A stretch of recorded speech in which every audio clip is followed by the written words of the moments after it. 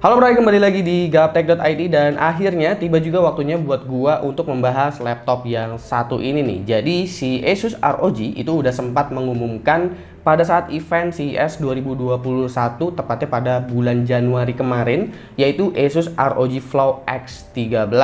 Kalian juga mungkin udah sempat ngelihat previewnya ya, baik dari channel gaptek.id ataupun dari channel-channel lain.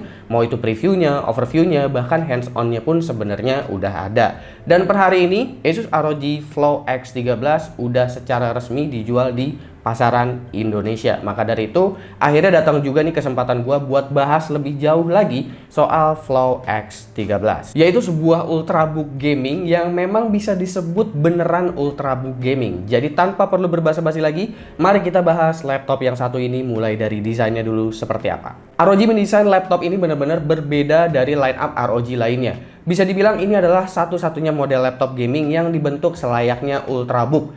Sekilas penampilannya ini mirip dengan Zephyrus G14, akan tetapi Flow X13 nggak memiliki LED pada bagian cover. Flow X13 lebih memiliki kesan stealth hitam pekat, cuma ada logo ROG terpampang kecil di pojok kiri bawah. Nggak adanya LED-LED-an di bagian covernya ini dikarenakan laptop ini bertipe convertible. Yes, laptop ini bisa diputar layarnya hingga 360 derajat, sehingga bisa diubah menjadi stand mode, tablet mode, dan tent mode. Bener-bener seperti ultrabook 2-in-1 pada umumnya.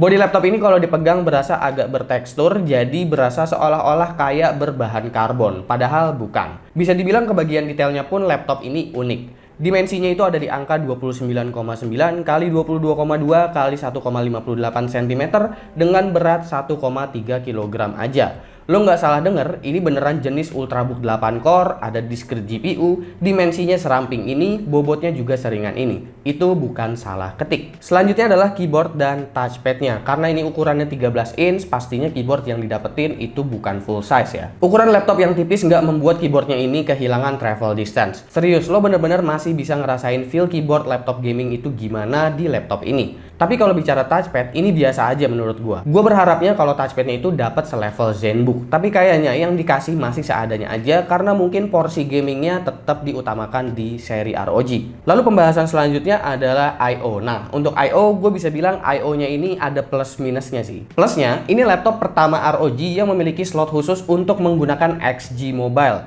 yaitu sebuah external GPU portable buatan ROG. Sehingga laptop seperti Flow X13 ini dapat dikasih steroid lah ibaratnya dengan GPU sekelas RTX 3070 atau 3080. Ini solusi yang menurut gua konkret ketimbang eksternal GPU dengan Thunderbolt. Kenapa? Karena port dari XGM ini dia direct menggunakan jalur PCIe Gen 3 x 8. Sementara untuk Thunderbolt itu terbatas pada kecepatan kali 4 aja, sehingga bandwidth eksternal GPU otomatis lebih terlimit. Sayangnya nih, gue nggak pegang sampel untuk XG Mobile-nya. Padahal gue penasaran banget nih, gimana kalau misalkan Flow X13 ini ditambahin XG Mobile itu performanya jadi sekenceng apa kalau misalkan ditambahin discrete GPU yang bener-bener high-end seperti itu. Tapi seenggaknya kalian udah bisa mengira-ngira lah ya, karena untuk XG Mobile itu ukurannya juga sangat kecil, jadi kalaupun eksternal GPU-nya masih pingin dibawa kemana-mana, itu masih memungkinkan banget buat dimasukin ke dalam tas ketimbang docking GPU eksternal yang sebelumnya kita lihat. Kekurangan dari I/O-nya ini dia jadi minim slot USB karena cuma ada satu USB 3.2 Type A dan Type C aja. Meski bisa pakai dongle untuk diperbanyak, tentu kalau lebih asik kalau nggak menggunakan dongle. Biar kesan ultrabooknya tetap dapat, ROG juga mindahin tombol power ke samping sekaligus ini berfungsi sebagai fingerprint reader. Lalu selanjutnya adalah display. Ini juga ala-ala ultrabook 2021 nih. Karena rasio layarnya itu 16:10, bukan 16:9. Kalau disebut ultrabook, rasa-rasanya ini adalah ultrabook pertama yang layarnya 120 Hz. Tentu ini udah menggunakan panel IPS dengan 100% sRGB Pantone validated. Kalian juga sebenarnya bisa temuin versi 4K 60 Hz-nya, cuma kalau gue pribadi sih gue akan lebih pilih yang Full HD 120 Hz aja karena ukurannya ini nggak besar, di 13 inch, jadi nggak begitu kelihatan antara 4K dan juga Full HD. Oh ya, tentu ini udah touchscreen juga ya pastinya. CPU-nya mendukung buat stylus dan udah tercover dengan Corning Gorilla Glass. Spesifikasi, nah konfigurasinya kira-kira seperti apa sih untuk ROG Flow X13? Untuk spesifikasi yang gua bahas di video kali ini, CPU-nya menggunakan AMD Ryzen 7 5800HS dengan GPU GTX 1650, RAM 16GB LPDDR4X 4266 MHz, NVMe SSD 512GB, Wi-Fi 6 dengan Bluetooth 5.1, HD webcam, include dengan Windows 10 plus Office Home Student. Mengenai opsi upgrade-nya, karena ini laptop yang super tipis, bisa dikategorikan ultrabook juga, maka dari itu untuk upgrade RAM, rasa-rasanya kita memang harus kompromikan. Karena RAM-nya itu memang udah tersolder 16GB dual channel dan nggak bisa di-upgrade lagi. Untuk slot NVMe SSD bisa di-upgrade sih, tapi kalian perlu cari NVMe SSD yang ukurannya kecil seperti ini. Karena meski slot M.2-nya sama, pengait atau kuncinya ini cuma bisa untuk NVMe SSD berukuran 30 mm. Oke, karena Ryzen 5000 series yang ada di laptop ini tergolong baru banget launching di Indonesia, mungkin gue akan kenalin lagi nih soal AMD Ryzen 5000 series itu seperti apa yang ada di laptop. Spesifik mengenai CPU yang digunakan dari ROG Flow X13 yaitu Ryzen 7 5800HS. Seri HS pada Ryzen ini adalah versi satu tingkat di bawah seri H dan juga HX. Perbedaannya, seri HS ditargetkan menjadi sebuah CPU bertenaga tinggi dengan rating TDP di angka 35 watt aja tanpa memangkas core dan juga thread-nya. Jadi memungkinkan bagi CPU 8 core 16 thread ini untuk masuk ke dalam laptop seramping Flow X13. Tapi tetap memiliki IPC yang lebih powerful dari seri U yang 15 watt. Dengan arsitektur Zen 7 nanometer milik AMD, harusnya kalian juga udah mulai kenal ya, atau bahkan kalian udah kenal lah sedikit mengenai performance IPC-nya ini seperti apa, karena ini base-nya sama-sama dari Zen 3. Selebihnya, AMD memiliki seri H yang memiliki rating 45 watt, lalu ada seri HX yang unlock untuk overclocking, dan itu biasanya ada di seri Ryzen 9. Utilities ini masih menggunakan utilities yang sama, yaitu adalah Armoury Crate. Seperti biasa, disinilah kalian setting profile-profile. Untuk profile turbo pada Flow X13 akan memberikan extra power limit ke GPU dan di-OC sedikit ke GPU-nya. Profile silent akan mengejar suhu yang adem, tapi performa akan sedikit terkikis. Oke, karena udah ngomongin performance, maka dari itu kayaknya kita sekarang mulai untuk membahas performance-nya aja nih. Seperti apa? Kita akan mulai dari performance CPU-nya dulu di Cinebench R15. Skor yang kalian lihat untuk single core dan multi core-nya ini nggak salah kok. Iya, ini beneran ada di dalam laptop 13 inch yang beratnya 1,3 kg aja. Dan cuma selevel CPU 35 watt. Harusnya tagline AMD ini bukan beneran cepat menurut gua, tapi sekalian aja bikin jadi kekencengan. Lalu untuk Cinebench R20 pada skenario yang lebih berat, hasilnya tetap sangat oke untuk performa CPU-nya. Dengan profile silent pun tetap mendapatkan single core yang kenceng. Dan tetap lebih kenceng dari CPU 6 core 12 thread yang ratingnya 45 watt plus. Saat dicoba editing pada Adobe Premiere, CPU 8 core ada kuda juga, ya jelas ngedit 4K mah udah lancar banget lah ya di Adobe Premiere untuk playback editingnya. Tenang, pakai baterai juga masih aman soalnya baik CPU dan GPU-nya sama-sama ber-TDP 35 watt. Kecepatan render untuk laptop setipis ini ya jelas ini udah termasuk kenceng banget.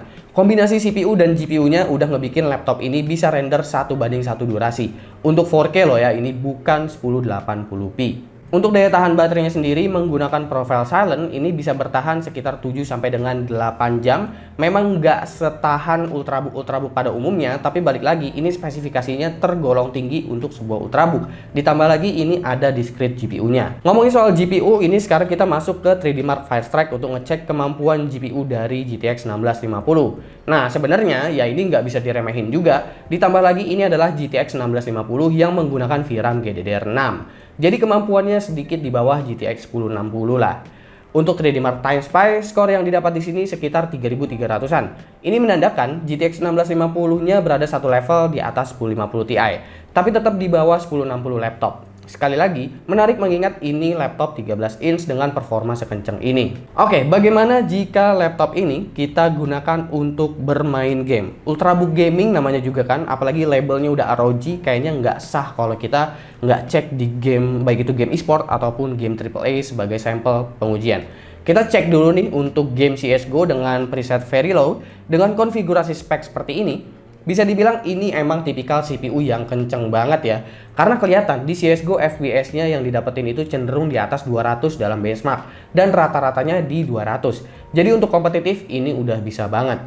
Game selanjutnya adalah Death Stranding dengan preset medium. Game AAA yang bisa dibilang baru seperti Death Stranding kalian masih bisa rasakan rata-rata 60 FPS juga selama kalian menggunakan preset medium. Tenang aja, pada game ini preset mediumnya aja udah bagus soalnya kok. Menariknya ini nggak berasa kayak main di Ultrabook yang kadang sering stuttering karena CPU-nya 15 watt. Ryzen 7 5800 HS ini stabil banget meski ratingnya di 35 watt. Game selanjutnya adalah Far Cry 5 dengan preset height. Nah, tapi untuk game Far Cry 5, kalian masih bisa kok dapetin framerate yang kenceng dengan preset hampir rata kanan. Kalian bisa kok ngejar 60 FPS dengan setting high juga selama kalian mematikan anti-aliasingnya. Lalu game selanjutnya adalah Horizon Zero Dawn. Lagi-lagi, dengan preset graphics yang masih tergolong baik, laptop ini udah mampu mengejar performa hampir 60 FPS rata-ratanya. Kalau ini dikategorikan Ultrabook, jelas ini bisa disebut Ultrabook dengan performance terbaik untuk keperluan apapun. Ketika CPU dan GPU-nya load bersamaan, suhu CPU di sini naik secara perlahan sampai ke temperatur limitnya di 91-92, lalu diturunkan kembali. Lalu GPU-nya cukup konstan di 80-an. Ini bisa banget diwajarkan mengingat ini adalah laptop tipis, 8 core 16 thread bahkan. Dan angka 80-90 sendiri sebenarnya suhu yang masih masuk level toleransi, terutama untuk laptop super tipis seperti ini. Untuk SSD-nya, pada laptop ini emang nggak bisa dibilang yang paling kencang. Tapi mengingat modul SSD-nya yang kecil tadi, rasa-rasanya ini masih termasuk kelas NVMe SSD yang cukup baik. Oke, kita sekarang masuk ke bagian harga dan juga kesimpulannya nih untuk Asus ROG Flow X13. Kira-kira harganya berapa sih di pasaran? Setelah gue cek ke e-commerce, itu gue menemukan bahwa harga dari ROG Flow X13 itu berada di angka sekitar 20 juta pas sampai dengan 21 jutaan. Tergantung kalian cari di e-commerce mana, tokonya gimana, habis itu apakah ada bonus-bonus. Yang pasti kalian bisa cari sendirilah soal harga resmi dari ROG Flow X13 dan pastiin aja bahwa garansinya itu adalah garansi resmi 2 tahun plus Asus Perfect Warranty. Kesimpulan dari Asus ROG Flow X13 ini bisa disebut sebagai laptop gaming yang dikemas sangat unik, compact dengan CPU bertenaga tinggi sekelas Ryzen 7 yang punya 8 core 16 thread. Plus bisa ditambahin eksternal GPU lagi jika emang perlu. Lalu, ini juga bisa dikategorikan sebagai Ultrabook terkencang saat ini dengan harga yang ditawarkan. Ini adalah bentuk Ultrabook gaming sesungguhnya, dan ROG berhasil merealisasikannya di sini. Kekurangannya, I/O laptop ini sangatlah minim karena setiap USB-nya baik Type A atau Type C cuma disediain satu aja. Dan opsi upgrade yang tentu sulit karena ini adalah Ultrabook yang sangat tipis. Tapi itu adalah pendapat gua untuk opini dan juga kesimpulannya. Tapi kalau menurut kalian gimana? Silahkan komen aja di bawah dan kasih pendapat kalian masing-masing. Jangan lupa like, share, dan subscribe jika video ini menarik buat kalian. Follow sosial media gua kalau lu kepo sama apa yang ada di balik layar Gaptek. Beli juga merchandise-nya Gaptek untuk mensupport gaptek.id dengan cara lain. Ada beragam t-shirt di sana. Silahkan cek link di deskripsi kalau emang kalian mau beli. Gua Subki dan seperti biasa sampai jumpa di lain kesempatan.